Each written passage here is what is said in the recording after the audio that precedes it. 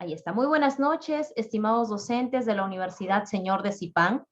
Se les agradece su participación y el tiempo que se dan para poder participar de las diferentes capacitaciones de la Universidad Señor de Zipán. En nombre de las autoridades de la Universidad Señor de Zipán, en especial del director de Desarrollo Académico, el magíster Isaac Galán Salazar, reciban una cordial bienvenida y pues vamos a participar el día de hoy en la videoconferencia denominada La evaluación de desempeño docente USS en educación no presencial. Para poder continuar con esta ponencia, el día de hoy nos acompaña el magíster Juan Montenegro Ordóñez. Él es maestro en Ciencias de la Educación, con mención en Investigación y Docencia, además de especialista en Investigación-Acción del PRONAFACAP Minedu del 2010 al 2011, además de docente universitario, autor de artículos científicos y pues actualmente se desempeña como jefe de evaluación docente de la Dirección de Desarrollo Académico de la Universidad Señor de Zipán. ¿Sí? Voy a dar algunas indicaciones precisas antes de darle pase al magíster Juan. Por favor, considerar que la duración de esta videoconferencia es 1 hora. ¿Sí? Para ello es importante indicarles que las preguntas, consultas, se van a realizar al final de la ponencia. Vamos a dar un espacio de 5 a 7 minutos máximo para poder realizar algunas consultas de ser el caso. Para ello debemos levantar la manito con la herramienta correcta que nos brinda la plataforma Zoom. ¿Sí?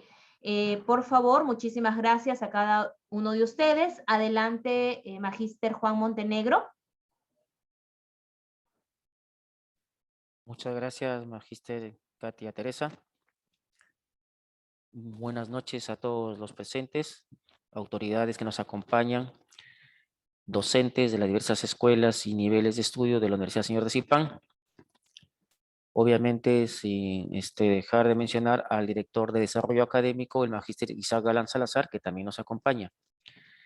Bienvenidos a todos y gracias por la puntualidad. Vamos a dar inicio a al tema programado para hoy día. ¿Me confirman, por favor, si pueden ver la diapositiva que estoy compartiendo? ¿Sí En se ve? efecto, sí, Muchas correcto. gracias. Entonces, es importante, bueno, para mí en primer lugar, esta frase que está con azul en la parte inferior derecha de su pantalla, ¿no? El profesor es como un jardinero, mejora su arte con la práctica. De este británico, docente británico, Lawrence Stenhouse, que también es uno de los promotores de la investigación-acción, ¿no? En Europa, y que luego viene hasta acá, ¿no?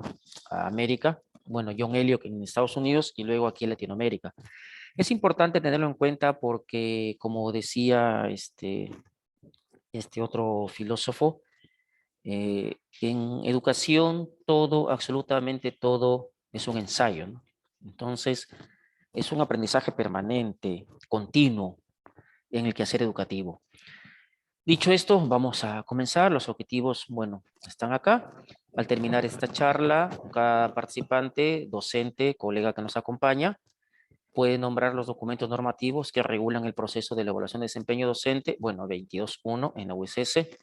Es capaz de indicar los criterios que serán observados en la evaluación de su desempeño docente. Identifica los instrumentos que serán utilizados en la evaluación de su desempeño docente y por último conoce las escalas y su equivalente en la escala vigesimal de la evaluación de desempeño docente. Hay algún micrófono que está interrumpiendo, entonces vamos a introducirnos un poco panorámicamente, describir la situación actual de la cual somos testigos nosotros. Hemos trazado una línea acá, ¿sí? Una línea de tiempo. Hacemos un cruce en el centro que le llamaríamos un punto de inflexión, el año 2020. ¿Por qué? Porque podemos hablar de un antes y podemos hablar de un después. Antes, la época que podemos llevar a entenderla como prepandemia, y ahí predominaba la modalidad presencial. En nuestra universidad, como en otras universidades del mundo, podríamos decir, predominaba la modalidad presencial. Después del 2020, bueno, sabemos que el 11 de marzo, después de las alertas que dio la Organización Mundial de Salud y la OPS, en nuestro país también se declara la emergencia sanitaria. vigente hasta ahora, ¿no? La última prórroga se ha dado el 22 de enero del presente año por 180 días a partir del 2 de marzo, es decir, tenemos por 6 meses más nuestro país en emergencia sanitaria. Y eso ya explica muchas de las actividades que ahora estamos realizando como universidad. Luego ahí nomás 4 días después, el 15 de marzo, el Estado también declara el estado de emergencia nacional. La última prórroga se ha dado el 26 de marzo por 30 días desde el 1 de abril, es decir, todo este mes. Es muy probable que se siga extendiendo en paralelo a la emergencia sanitaria. Entonces, todo esto marca una época de pandemia. Y en la época de pandemia, ya el 15 de marzo también se da este decreto de urgencia donde se faculta la implementación del trabajo remoto, donde es donde la mayoría de los trabajadores de todas las empresas e instituciones nos hemos dedicado en estos 2 últimos años. El mismo mes, la SUNEDU aprueba los criterios para la supervisión de la adaptación de la educación no presencial con carácter excepcional. A pesar de la pandemia, no se ha detenido la prestación del servicio educativo en todos los niveles y modalidades en el país. Días después, en el mes de abril, el MINEDU aprueba las llamadas orientaciones para la continuidad del servicio educativo superior universitario en el marco de la emergencia sanitaria. Igual, el Estado ha respondido, bueno, como muchos otros en el mundo entero, para continuar a pesar de la amenaza de esta pandemia. El 10 de mayo en el mismo año, con este decreto legislativo se actualiza, en todo caso se modifica el artículo 47 de la ley 3022.0 y ya se considera 3 modalidades de estudios. Es decir, las universidades pueden prestar el servicio educativo en 3 modalidades ya, a partir de esta norma. Presencial, semipresencial y a distancia o no presencial. Todo ello, pues, configura una época donde se ha continuado la prestación del servicio educativo adaptando la educación no presencial. Es decir, ya no se ha estado brindando el servicio en la modalidad presencial, sino adaptando la educación no presencial. ¿Y cómo se define ello? El Minedo lo realiza, ¿no? Dice, proceso mediante el cual la universidad, de manera excepcional y temporal, traslada la prestación del servicio educativo autorizado como presencial a una prestación remota o no presencial, a causa de la emergencia sanitaria dispuesta por el COVID-19. Entonces, hemos estado nosotros continuando la prestación del servicio educativo, adaptando la educación no presencial. Y este tema se ha venido dando desde el 21. Ya tenemos 4 semestres consecutivos y continuamos en el actual semestre, pero con una particularidad. En el 2022-1, el actual semestre académico, se aprobó el retorno gradual a la presencialidad o semipresencialidad el 9 de febrero, ¿no? En esta misma resolución. En este panorama, entonces, nosotros continuamos prestando el servicio educativo, adaptando la educación no presencial, pero a la vez, paralelo a ello, tomando en cuenta ya este documento aprobado y publicado el 9 de febrero, el retorno gradual a la presencialidad y o semipresencialidad. En este marco, entonces, estimados docentes, nosotros partimos de la definición de evaluación. Este es un texto que UNESCO toma de este autor y dice: la evaluación es la recolección e interpretación sistemática de evidencias orientadas como parte del proceso a un juicio de valor o un foco de atención, de acción. Esto nos lleva a que evaluar, nos preguntamos qué evaluar. Entonces, nosotros, a ver un momento, listo, ¿qué evaluar? A ver un momento, por favor. Acá el teclado un poco a veces nos juega algunas bromas de mal gusto. Entonces, ¿qué evaluar? ¿Qué evaluamos nosotros? El desempeño docente en 3 dimensiones de acuerdo a nuestro reglamento de evaluación de desempeño: la gestión del proceso de enseñanza-aprendizaje, la percepción del estudiante y la gestión académico-administrativa. Obviamente estos temas ya es muy conocido por muchos de nuestros colegas que nos acompañan, que ya tenemos varios ciclos acá enseñando en la universidad, pero otros colegas que nos acompañan por primera vez se incorporan a nuestra universidad y estamos nuevamente mencionando estos temas. Luego, la segunda pregunta es ¿cómo evaluar? ¿Cómo evaluamos en la Universidad Señor de Zipán? Evaluamos aplicando instrumentos. Por ejemplo, para este semestre, dicho sea de paso, se han incorporado nuevos instrumentos y se han actualizado los que ya hemos venido utilizando hasta el ciclo anterior. Y estos son la mayoría de los instrumentos que en este semestre se van a aplicar. Han sido actualizados, repito, obviamente con el concurso de los directores, del equipo de supervisores y el equipo de coordinadores de posgrado y educación continua. ¿Para qué evaluar? Esta es otra pregunta que debemos tenerlo en cuenta. Está bien, me van a evaluar, ya sé cómo me van a evaluar, ¿sí? Pero ¿para qué me van a evaluar? Entonces, tener en cuenta que en nuestra Universidad Señor de Zipán se evalúa básicamente 4 criterios, 4 situaciones se plantean en nuestro reglamento de evaluación de desempeño. Uno, para elaborar el diagnóstico del plan de capacitación anual destinado a mejorar el desempeño de los docentes. Es decir, no solamente evaluamos, sino que esa evaluación nos permite identificar necesidades y esas necesidades se traslada a la jefatura de capacitación docente y a partir de ahí lo incorpora en su plan de capacitación. 2, para contribuir a generar mecanismos para establecer continuidad, ascensos y asignación de incentivos para los docentes. Ese también es otro propósito de la evaluación de desempeño docente. 3, reconocer y premiar a los docentes con calificativos sobresalientes. También. Y por último, 4, tomar decisiones sobre renovación, ratificación, promoción o separación docente. Esto está detallado en nuestro reglamento de evaluación de desempeño. Luego tenemos ya la definición de evaluación del desempeño docente. Tomamos este texto referente del Minedu. Dice, se presenta como un mecanismo para verificar la calidad del trabajo profesional docente y sus diversos niveles de desempeño, así como sus oportunidades de mejora. Esto es importante, ¿sí? Se identifican necesidades, se capacita para atender esas necesidades y, por supuesto, involucrarnos en un proceso de mejora continua o mejora permanente. Se trata entonces, en la mirada del Minedu, esta evaluación de verificar la calidad del trabajo profesional docente, porque el objetivo es, por supuesto, brindar un servicio de calidad, como lo especifican nuestros documentos normativos.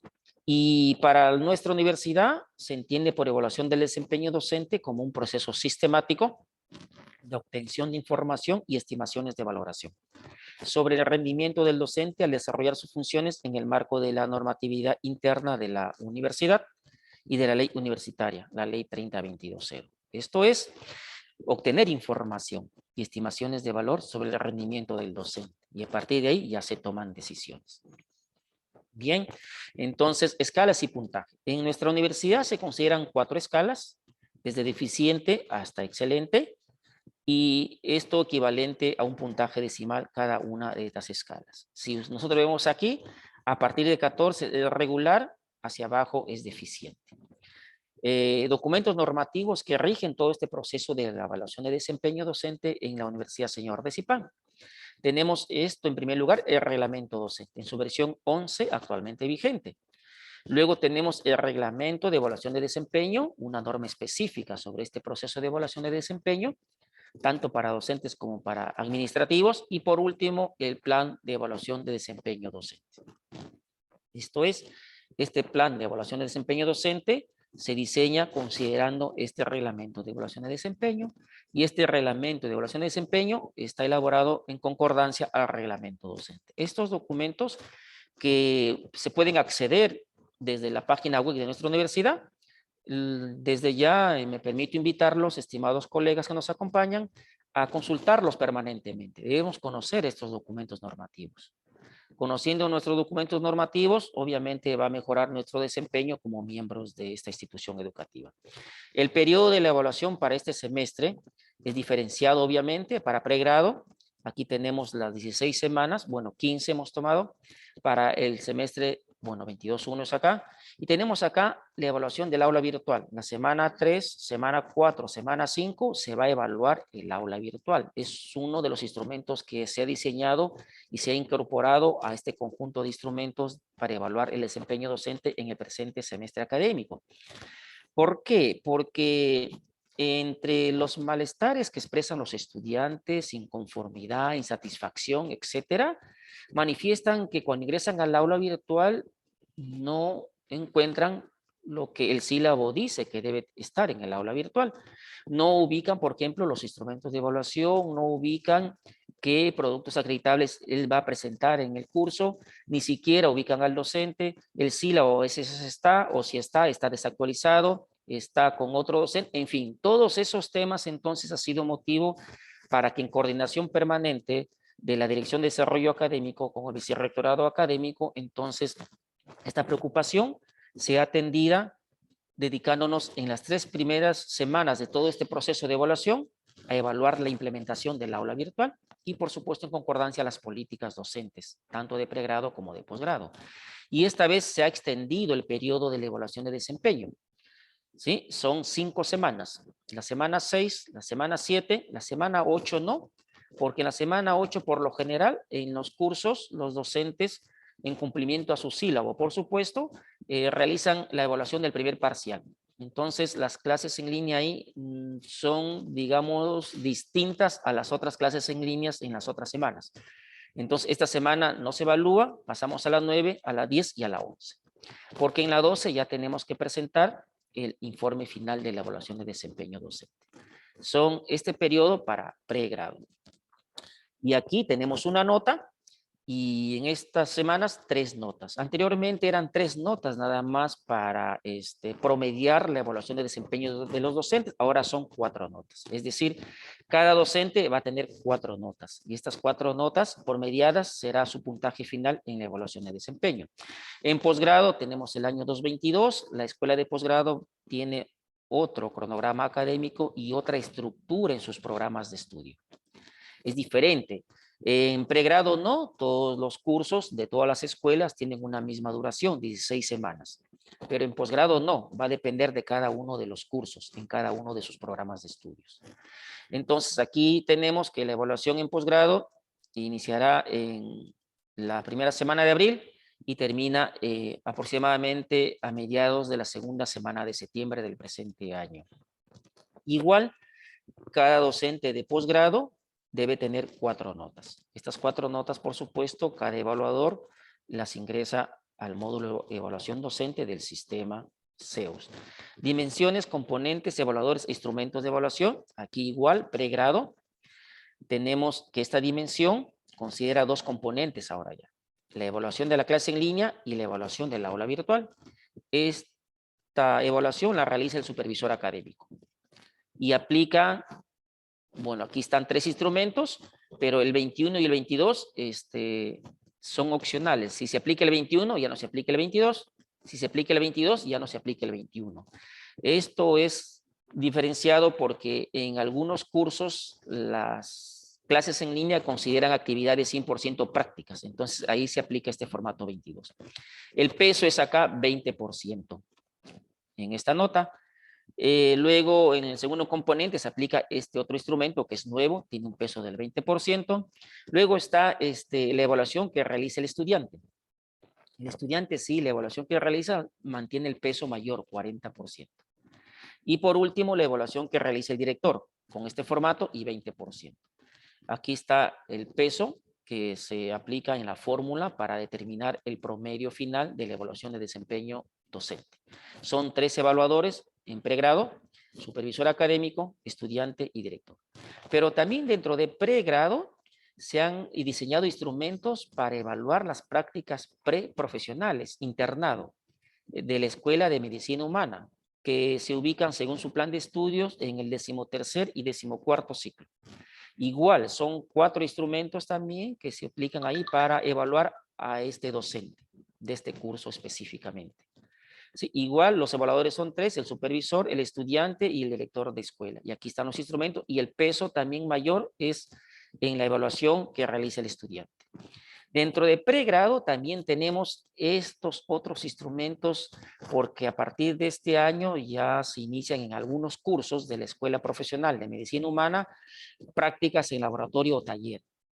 Son presenciales ya estas clases. Entonces, por su particularidad, ameritan otros instrumentos. No podemos evaluar este desempeño docente con los instrumentos que evaluamos a las otras clases en línea o a las otras prácticas en línea o al desempeño que realiza el docente de prácticas preprofesional de la misma escuela Medicina Humana. Y se han diseñado otros instrumentos, básicamente el 27 que aplica el supervisor académico y el 28, ¿no?, que aplica el estudiante. Igual el mayor peso lo tiene el estudiante, el 40%. Y por último, posgrado. En posgrado sí, también tenemos 3 evaluadores. Uno es el coordinador de programas de posgrado y educación continua y aplica 2 instrumentos. La evaluación de la clase en línea, que tiene un peso del 20%, e igual que en pregrado, la evaluación del aula virtual, que también tiene un peso del 20%. En segundo lugar, el estudiante también tiene el mismo peso que en pregrado, ¿no? 40% pesa la evaluación que realiza el estudiante a su docente. Y por último, el director de la escuela de posgrado también evalúa a sus docentes y tiene un peso del 20%. Los pesos, si hemos visto, son similares en pregrado y en posgrado. Y dentro de pregrado, lo que se realiza al docente de prácticas preprofesionales, la que se realiza al docente de las clases que se realizan en laboratorio o taller. Los instrumentos ya lo hemos indicado, aquí estoy haciendo una síntesis, pregrado, posgrado. Y la evaluación del estudiante. El estudiante, hemos visto, la evaluación que realiza él tiene un peso mayor, porque la ley sí menciona al estudiante como un evaluador. Él le concede uno de sus derechos. Dice, son derechos de los estudiantes, dentro de ellos, participar en el proceso de evaluación a los docentes por periodo académico. Miren, por periodo académico, por semestre académico, entiéndase, con fines de permanencia, promoción o separación. Es decir, el estudiante no puede estar ausente en este proceso de evaluación de desempeño. Él es el agente principal, si se quiere. Y está escrito en la ley 3022.0, artículo 100, numeral 100.3. Este es el formato que aplica el estudiante. ¿Ok? En pregrado. Entonces, vamos a ver acá. Rápidamente, el instrumento que el estudiante aplica para evaluar el desempeño de sus docentes en pregrado. Dice el ítem 1, por ejemplo, el docente en la primera clase en línea explicó el sílabo del curso, las competencias a lograr, los contenidos temáticos, el sistema de evaluación. Entonces nosotros tenemos que hacer esto, que ya se nos ha capacitado, ¿no? Antes de iniciar el curso, el ciclo, perdón, ya se nos ha capacitado en diversos eventos que ha programado la Jefatura de Capacitación Docente de la Dirección de Desarrollo Académico.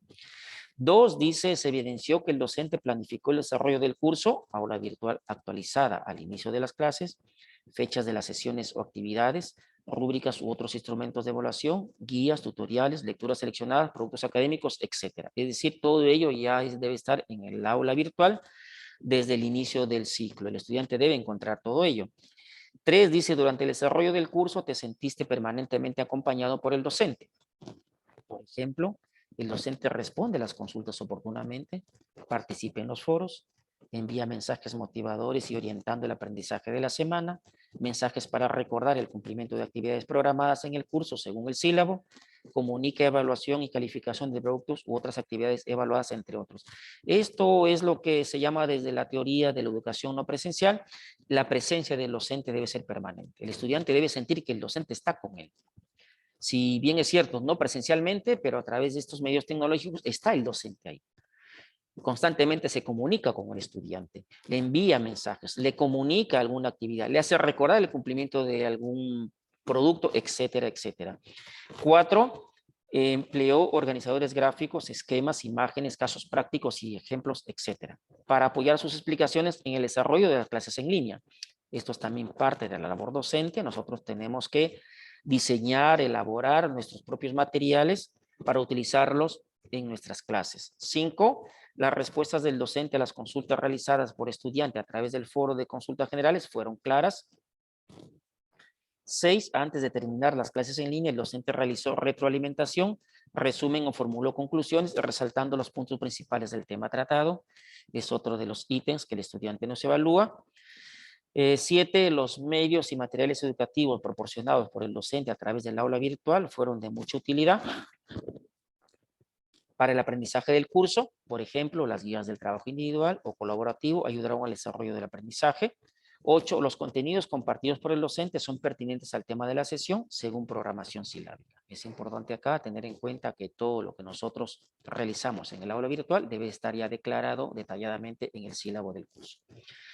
12, para evaluar las actividades, productos académicos o acreditables, el docente utilizó los instrumentos de evaluación indicados en el sílabo, ejemplo, rúbricas, guías de observación, listas de cotejo, entre otros. Este tema tiene que ver básicamente con que el docente, nosotros debemos utilizar los instrumentos que ya están declarados en el sílabo. Es decir, cumplir con lo que nosotros mismos estamos declarando en el sílabo. 13, las preguntas planteadas por el docente en los foros u otras actividades programadas fueron coherentes con los temas estudiados en el curso o programa académico.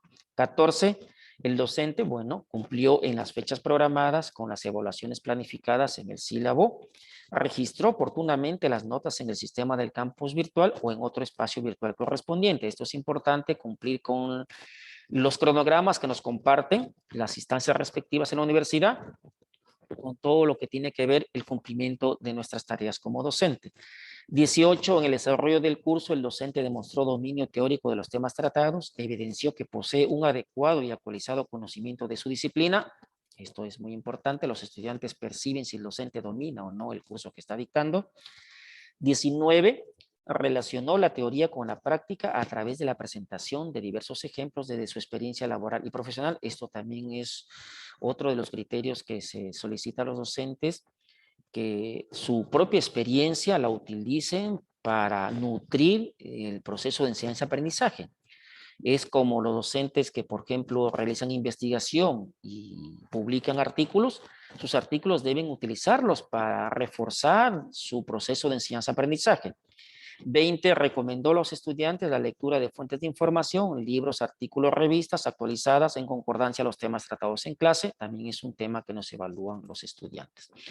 La competencia digital, se evidenció que el docente domina las herramientas del aula virtual, se evidenció que el docente domina las herramientas de la plataforma de videoconferencia, el Zoom en este caso, promovió el uso de las tecnologías de la información y comunicación en las actividades de aprendizaje propuestas en el curso.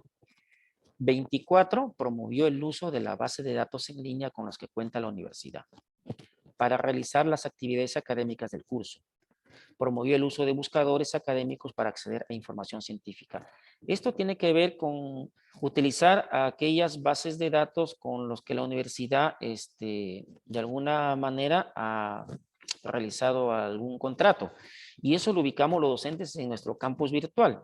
En la columna lateral izquierda, en la parte inferior, se encuentran las bases de datos y debemos utilizarlas en el desarrollo de nuestras clases.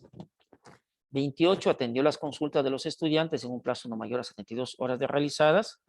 El docente, a través de sus mensajes y respuestas a las consultas realizadas, trató a los estudiantes con respeto. Y por último, fue puntual en el inicio y al finalizar las clases en línea. La evaluación del supervisor académico y del coordinador de posgrado y educación continua. Aquí se evalúa las clases en línea. Este es otro criterio. ¿Y qué es la clase en línea? Es necesario recordarla. Son espacios formativos de encuentro sincrónico o en tiempo real, mediado por herramientas tecnológicas donde se desarrolla el acto didáctico similar a las clases presenciales. 2. El docente guía a los estudiantes para lograr las finalidades formativas. 3. Los estudiantes interactúan e intervienen para preguntar, realizar determinadas actividades académicas de manera individual o colaborativa. Y 4, muy elemental, una clase en línea no es una videoconferencia, es decir, no es un espacio donde el docente realiza un monólogo o simplemente diserta y no promueve ni facilita la participación de los estudiantes. Es importante esto tenerlo en cuenta. La interacción, bueno, el empleo de estrategias didácticas, ¿no?, que son propias del proceso de enseñanza-aprendizaje. La clase en línea, entonces, según la directiva académica actual, debe tener una duración mínima del 60% del total de las horas del curso. Hasta el ciclo pasado, los docentes que continuamos, era el 80%. Ahora es el 60% mínimo del total de las horas del curso. Los directores pueden ampliar el porcentaje, este porcentaje que está aquí, de horas dictadas en línea, principalmente en aquellas asignaturas relacionadas con investigación. 3, el porcentaje restante de horas no ejecutadas en clases en línea, es decir, el 40% que hace el docente, realizará trabajo asincrónico en aula virtual. Por ejemplo, evaluando las actividades, respondiendo las consultas que el estudiante realiza, interactuando en los foros, en fin. 4, una tolerancia máxima de 10 minutos para dar inicio a la clase en línea. Cumplido los 10 minutos, entiéndase, el docente tiene que dar inicio a la clase en línea. 5, toda clase en línea deberá grabarse obligatoriamente. Siempre estar atentos a ello, que antes de dar inicio a la clase, activar o configurar la grabación de la misma, de tal manera que luego no se haya grabado y tendríamos que realizar necesariamente la clase como se indica más adelante. 6, en un plazo no mayor a 24 horas después de concluir la clase en línea, deberá compartirse el link de grabación de la misma en el aula virtual de los cursos fusionados. Cuando tenemos cursos fusionados, ahí no se programan las clases en línea utilizando la plataforma de videoconferencia Zoom, sino ahí se comparte el link de las clases que son programadas en aquellos cursos no fusionados, o quizás también lo llamamos curso principal. Ahí se programan las clases y ese link de programación se comparte en el curso fusionado, de tal manera que los estudiantes de los cursos fusionados participan de la misma clase en línea. 7. Si por algún motivo no grabó la clase en línea, debe necesariamente desarrollarse para proceder a la grabación respectiva. Esto tiene que ver con el 5, ¿no? En caso uno omite involuntariamente grabar la clase, tendrá que volver a realizar la clase, grabarla, de tal manera que el estudiante pueda tener acceso a dicha grabación cuando lo considere necesario.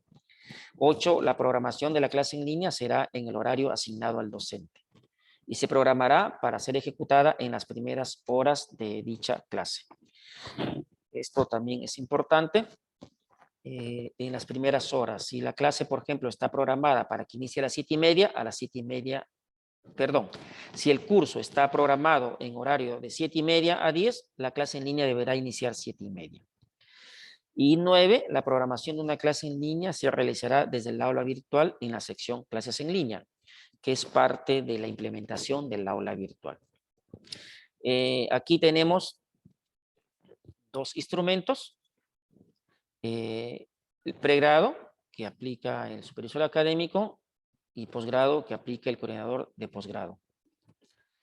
Esta tiene 10 ítems y este tiene 9 ítems. Entonces, aquí en pregrado se inicia la clase en línea a la hora programada. Ya vimos que está declarado en la directiva académica, entonces tenemos que cumplir lo que dice la directiva académica y así vamos a ser evaluados. Debemos iniciar la clase a la hora programada. Entiéndase, pues, considerando ahí los 10 minutos de tolerancia como máximo. 2, en la clase en línea utiliza la cámara de video para presentarse, menciona sus nombres y apellidos, saludar a los estudiantes, indicar el número de la clase en línea y brindar un marco introductorio del contenido a tratar. Esto es una forma, si se quiere, de romper el hielo y crear un ambiente propicio para desarrollar el tema programado en la clase en línea. 3, utiliza el micrófono para comunicarse con los estudiantes y desarrollar la clase en línea. Se escucha su voz con nitidez. Es importante que antes de cada clase nosotros monitoreemos que nuestros equipos funcionen como deberían hacerlo, ¿no? Tanto el micrófono, la cámara y todos los equipos que nosotros utilicemos. 4, se visualiza que ha compartido su material de apoyo. PowerPoint, PDF, Word, Excel, etcétera, para presentar los contenidos de la clase en línea. Estos son los llamados medios, ¿no? Educativos, medios y materiales educativos. 5, logra la interacción de los estudiantes a través del uso del micrófono o del chat de la plataforma. Si la clase en línea corresponde a exposiciones de sustentación del producto académico, solicite el uso de la cámara de video para identificar al estudiante. ¿Sí? Esto es importante, es una recomendación que también SUNEDU nos presentó oportunamente, cómo podemos evitar el fraude en esta época de adaptación de la educación no presencial. ¿Sí? O la suplantación, cómo evitar la suplantación, cómo sé que el estudiante Juan Pablo es realmente Juan Pablo. Entonces, para eso se solicita la cámara de video y comparo lo que la cámara me refleja con la fotografía que tengo yo del estudiante que he podido descargar del campus virtual, por ejemplo. 6, el desarrollo del contenido de aprendizaje y las explicaciones del docente en la plataforma de videoconferencia son didácticas. Utiliza esquemas, ejemplos prácticos, resúmenes, entre otros. Utiliza diversos recursos, videos, audios, páginas o sitios web, software, etcétera, para apoyar sus explicaciones. Esto es parte de lo que llamaríamos la didáctica de una clase en línea.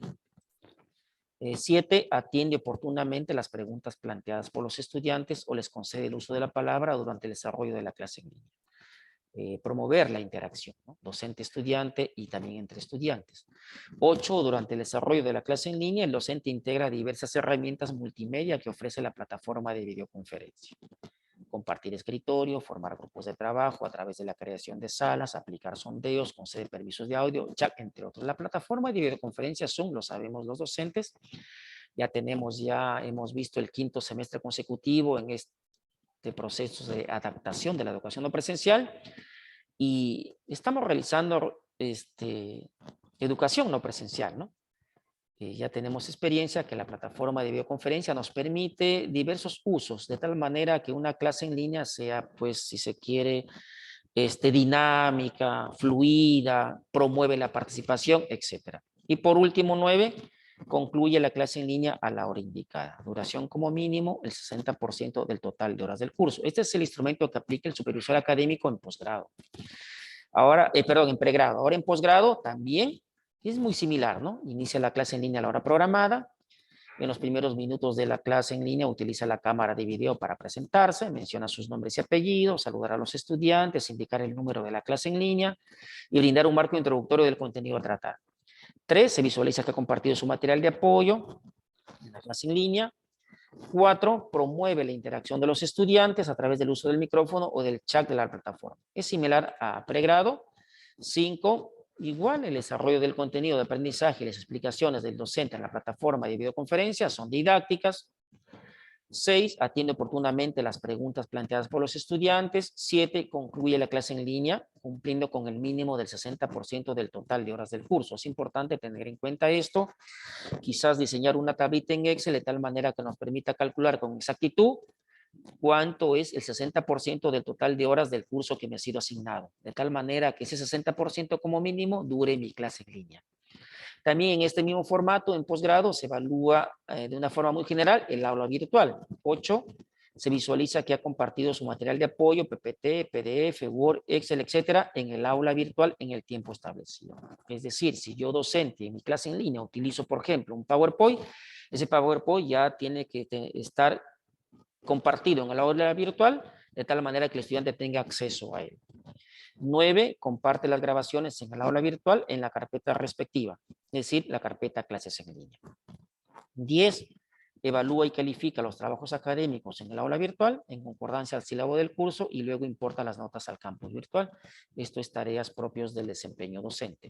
Luego tenemos la evaluación de la práctica en línea, que esto se aplica en los cursos de algunas escuelas en la universidad, por ejemplo, medicina humana, arquitectura, entre otras escuelas. ¿Sí? También tiene 14 ítems, es similar a la clase en línea, pero con algunos ítems muy particulares, ¿sí?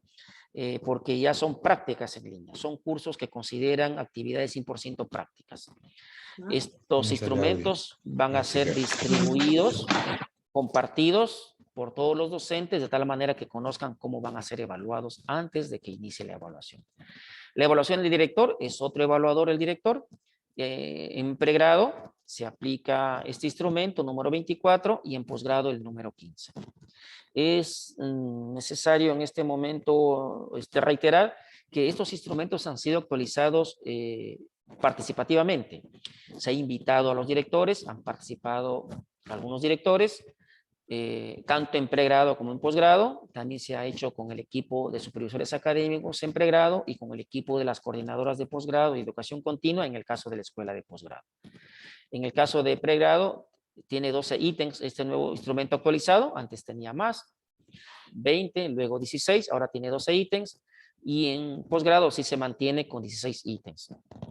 Entonces, los directores también nos evalúan. Por ejemplo, en pregrado, asiste y participa en actividades institucionales convocados por la universidad. Asiste y participa en las reuniones académicas y administrativas y en las capacitaciones. El docente participa y se involucra en actividades no lectivas. Se dan cuenta, básicamente es participación, porque esta es la competencia corporativa. Es decir, algo como la identificación con mi institución. Y es básicamente participar en los eventos en los que se nos invita. También el director nos evalúa si nuestra aula virtual está actualizada, si participamos en las capacitaciones, si presentamos los informes que nos solicita el director y si somos puntuales, ¿no?, en el cumplimiento de las actividades que nos han sido asignadas. También evalúa la competencia investigativa, tener actualizado nuestro CETI Vitae. Si no lo tenemos, debemos actualizarlo. Aprobar este curso de conducta responsable en investigación, el CRI, que lo encontramos en la página del CONCITEC. Tener actualizado nuestro ORCIC, esto lo podemos hacer. Y este es otro temita de, fue asesor o jurado de tesis, ¿no? De por lo menos una tesis, trabajo de investigación. Aquí le hemos agregado esto, si se dan cuenta, Porque, por ejemplo, los docentes a tiempo completo tenemos lo que se llama carga no lectiva. Y en esa carga no lectiva, por supuesto, desempeñamos estas funciones, asesor, jurado de tesis, en fin. Pero los docentes a tiempo parcial, no. Entonces, por eso aquí, para que no resulten perjudicados en su evaluación, se ha agregado entre paréntesis, ¿no? No aplica para los docentes a tiempo parcial ni para los docentes del Departamento Académico de Estudios Generales. Por supuesto, se pone el máximo puntaje, 5.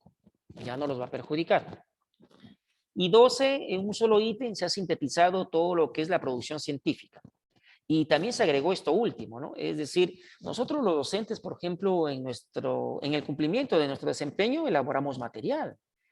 Lo que hemos visto en los instrumentos anteriores, PowerPoint, PDF, una guía, un tutorial, un manual, etcétera, ello también se considera en este ítem. Es decir, eso nosotros lo presentamos, está en nuestra aula virtual, el director va a ingresar, va a visualizar si esos materiales, por supuesto, son de nuestra autoría y el director ya evaluará según su criterio, ¿sí? Ya como evaluador, utilizando este instrumento, este ítem número 12. En posgrado también es muy similar, ¿sí? La competencia corporativa básicamente es de participación. La investigativa también lo mismo, ¿no? Posgrado ya tiene una exigencia mayor en cuanto a producción científica.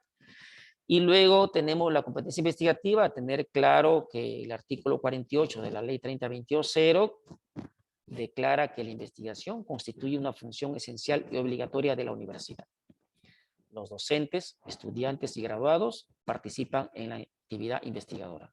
Por este artículo, SUNEDU, cuando nos concede licenciamiento institucional, en el documento conocido como ITL, en el apartado 7 requerimientos, numeral 3, inciso 3, nos detalla, ¿no? Requiere que la universidad evidencie el fortalecimiento de los procedimientos de evaluación del desempeño docente, enfocándose en los productos académicos de investigación. Es por ello que se ha incorporado en los instrumentos la evaluación de esta producción científica como parte del desempeño, de evaluación del desempeño. Eso explica por qué también se está evaluando dentro de la evaluación de desempeño la producción científica. Pero ya hemos visto que no solamente producción científica tiene que ver con elaboración y publicación de artículos científicos, sino que hemos visto también material que nosotros mismos como docentes elaboramos, guías, tutoriales, estoy repitiendo, ¿sí? Manuales, etcétera, etcétera. En las metas de la evaluación de desempeño docente, evaluar al 100% de docentes. Eso sí lo cumplimos, eso es un requerimiento expreso de SUNEDU. Todos los docentes tienen que ser evaluados porque hemos visto al iniciar esta exposición que esta evaluación de desempeño también tiene el propósito de tomar decisiones sobre renovación, ratificación docente. Obviamente así como promoción y reconocimiento. 2, cada docente evaluado debe tener el 100% de sus notas. Esto es estudiante, supervisor académico y director. No olvidemos que el supervisor académico y el coordinador de posgrado, ellos aplican 2 instrumentos. Por lo tanto, aquí son 2 notas. Una el estudiante, 2 del supervisor y coordinador, son 3, y 4 las del director. Este semestre académico, todo docente debe tener 4 notas en su evaluación de desempeño. Y pues una meta es subir las notas al módulo de evaluación docente del sistema CEOS del 100% de instrumentos aplicados. Eso es las metas de esta evaluación de desempeño en el presente semestre académico.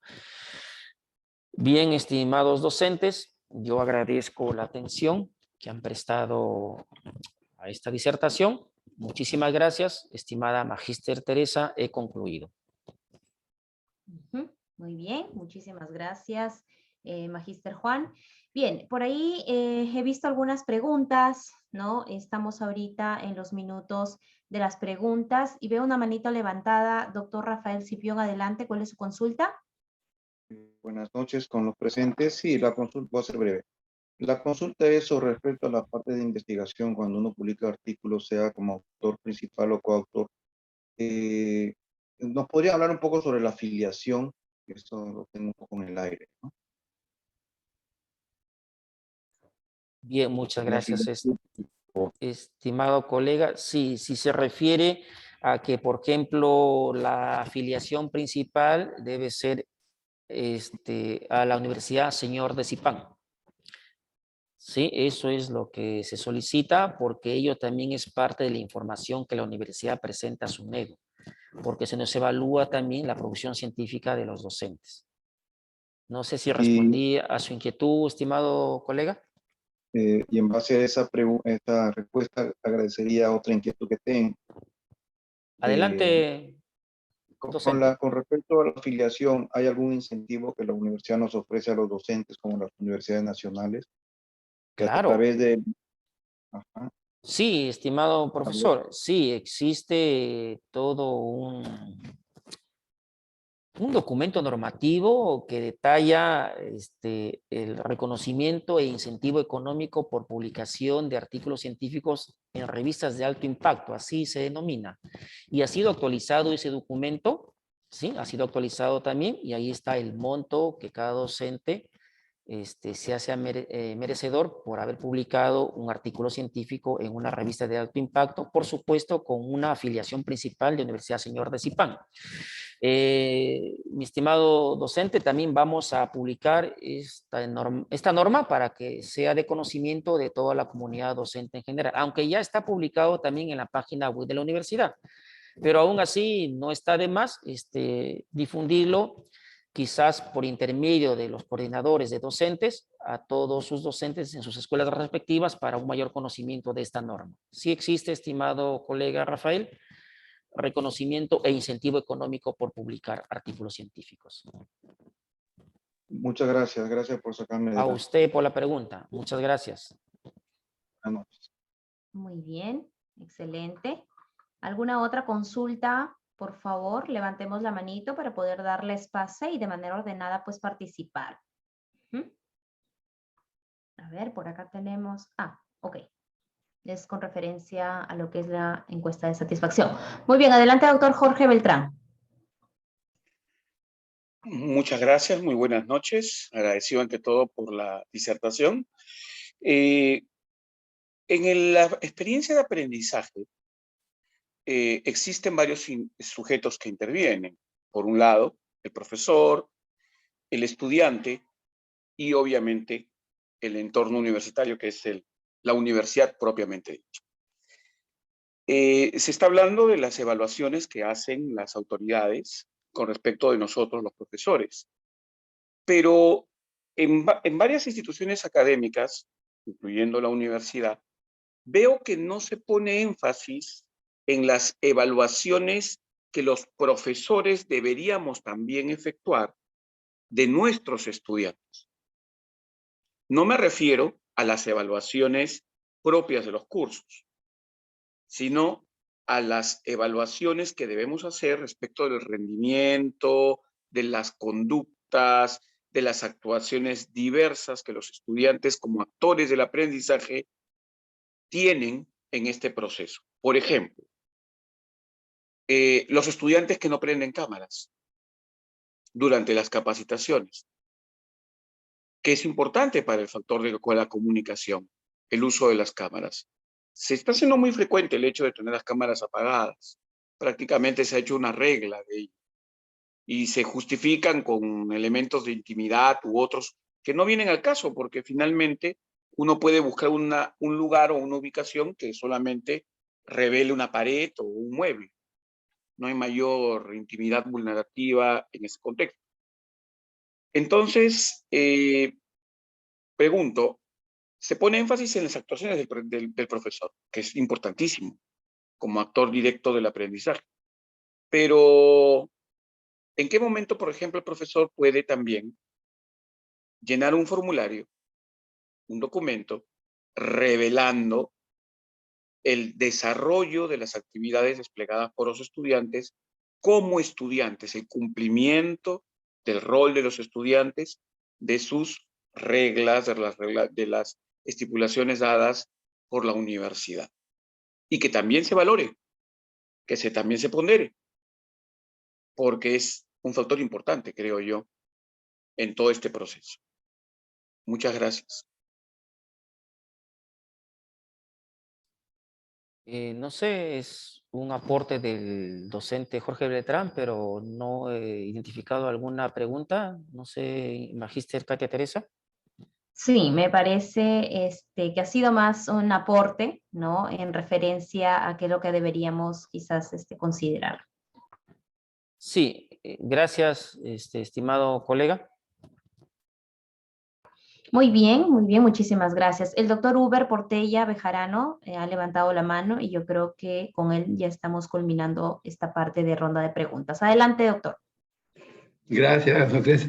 En principio, agradecer al doctor Montenegro por tan ilustrada y clara explicación, bueno, del sistema de evaluación.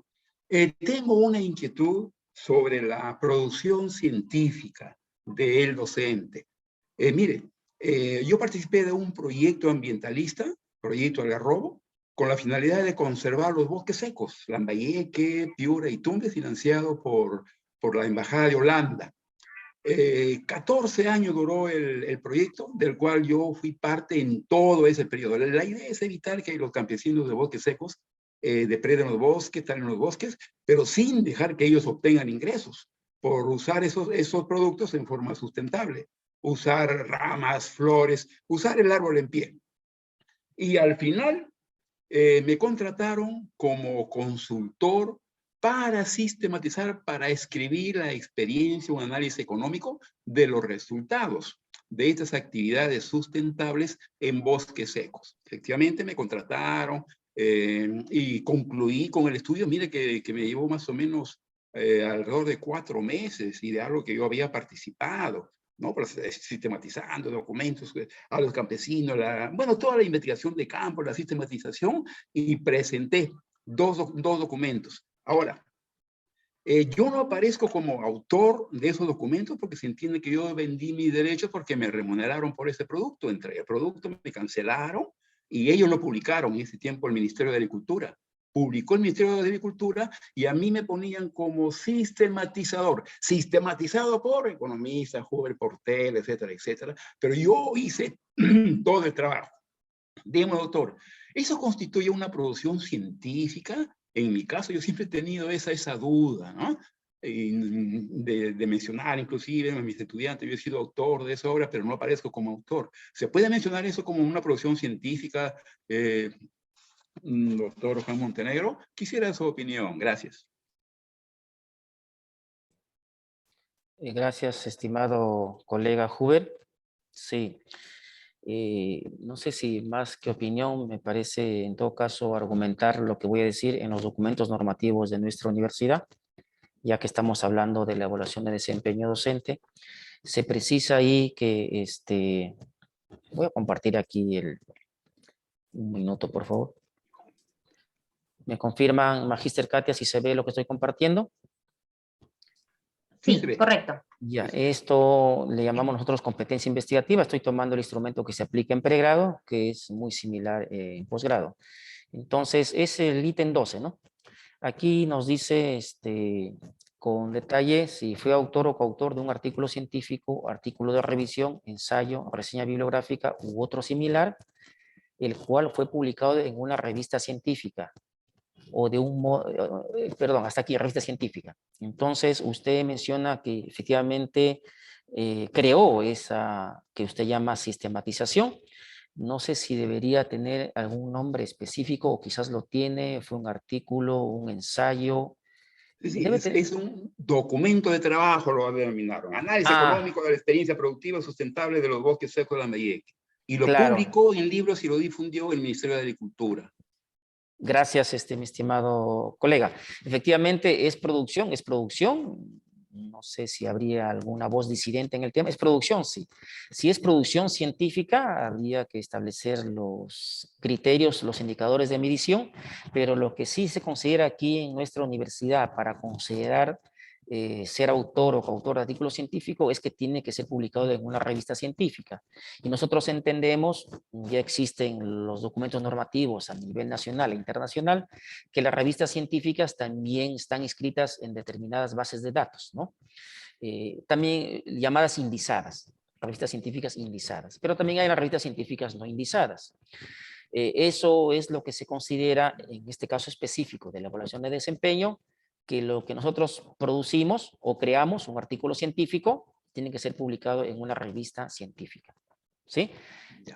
Científica. También existen pues instituciones como la que usted menciona que publican, ¿no? Diseñan sus, bueno, documentos de trabajo, le llaman algunas instituciones, particularmente las ONGs, por ejemplo, ¿no? Pero por lo general las universidades lo que tenemos es revistas científicas, ¿sí? Algunas indizadas, otras en proceso de indización, otras recién iniciando. Espero haber atendido su respuesta, su inquietud, estimado colega. Muchas gracias por su participación. Sí, por supuesto. Muy bien, muchísimas gracias. Ya habíamos dado por culminado y justo levantó la mano el doctor Enrique para no dejarlo en realidad con la mano y la pregunta. Vamos a darle pase, pero aquí ya culminamos, ¿sí? Doctor Enrique, puntual, por favor, para no prolongar mucho este espacio de preguntas. Buenas noches, muchas gracias. Yo deseo consultar de qué manera se podría evitar o de qué manera evitaría la universidad, mediante la evaluación subjetiva que pueden tener los alumnos de los docentes, debido a temas de desaprobación o en todo caso alguna venganza, no sé. ¿Cómo podría evitar eso la universidad con esa evaluación subjetiva que pueden tener los alumnos? Gracias. Bien, estimado docente Enrique Vázquez, obviamente una pregunta bastante difícil, pero ahí tendríamos que pensar en una evaluación de la evaluación que realiza el estudiante, ¿no? Pero el estudiante en su condición de tal y con las herramientas que él tiene, ¿no? Experiencia, percepción, ¿no? Interviene mucho su forma de ser de esta persona, como todo ser humano, al margen de su grado académico o condición socioeconómica, percibimos nuestra realidad cercana. En este caso específico, el estudiante evalúa lo que él percibe del desempeño de su docente. Y el instrumento está ahí, ¿no? Si eso es subjetivo o no subjetivo, bueno, eso lo sabrá el propio estudiante, pero a donde voy es al hecho que un poco la participación del docente nos sugiere de evaluar la evaluación que realiza el estudiante, ¿no? Y quizás identificar ahí si sus respuestas son o no objetivas o subjetivas. Desde mi apreciación, bastante complicado determinar ello, pero el hecho es que el instrumento está ahí y el estudiante nos evalúa, ¿no? Y nos califica. Y esa nota en cumplimiento o en observancia a un artículo de la ley universitaria, pues tiene mayor peso en este proceso de evaluación de desempeño. Sí, eso puedo aportar hasta ahora, mi estimado colega. Pero de alguna manera no podría, disculpe que repregunte, pero de alguna manera no, de repente bajar el porcentaje, porque es el 40% según lo que está exponiendo usted, es el 40%. Sí, Entonces, ¿no se podría controlar de alguna manera bajando ese porcentaje? Por ahora no, estimado colega, porque ya está escrito en nuestro reglamento normativo, que es el reglamento de evaluación de desempeño. Quizás usted podría, y eso es parte de la evaluación de desempeño que va a hacer el director, usted presentar como un aporte a la escuela a la que pertenece, ¿no? Como un aporte, proponiendo que ese peso que tiene la evaluación que realiza el estudiante del desempeño de su docente no tenga el mayor porcentaje, sino bajarle. Usted podría proponer. Eso es lo que yo le puedo aportar en este momento, estimado colega. Usted aporte a su jefe jerárquico inmediato superior y ya el director o directora de escuela dirigirá esto al vicerrectorado académico, entiendo, y luego el vicerrectorado académico para seguir la línea de jerarquías, ¿no? A la Dirección de Desarrollo Académico y lo plantearíamos en la actualización próxima de este plan de evaluación de desempeño docente e incluso del reglamento de evaluación de desempeño. Eso es lo que puedo hasta el momento manifestar, estimado colega. Agradezco su atención. Muchas gracias. Ok. Muy bien, muchísimas gracias. Un último pedido para cada docente que se encuentra presente. para poder culminar esta capacitación, esta videoconferencia que ha dado el magíster Juan Montenegro. Es importante que por favor prendamos nuestras cámaras, ¿sí? Para poder registrar en efecto que nos encontramos presentes. Sí, muy bien, ahí está. Todos encendemos la cámara, el equipo de DDA nos está acompañando el día de hoy para poder tomar las capturas del caso, ¿sí? A ver, muy bien, vamos sonriendo un poco, ¿sí? Ahí está, listo. Nadie apaga la cámara, por favor, todavía. Vamos a pasar a la siguiente página. Ahí está, si no, algunos salen, algunos no. Listo, muy bien, la última página, vamos a la última página. Muy bien, muchísimas gracias. Ahí está, muchísimas gracias a cada uno de ustedes, estimados docentes, por el tiempo. Es muy oportuna este tipo de capacitaciones que finalmente pues nos orienta de cómo vamos a ser evaluados, ¿no? Un tema muy delicado para los docentes. Entonces, si bien es cierto, pues ahora tenemos... conocemos ya qué instrumentos están aplicando, cómo se realiza, quiénes forman parte de esta evaluación, ¿no?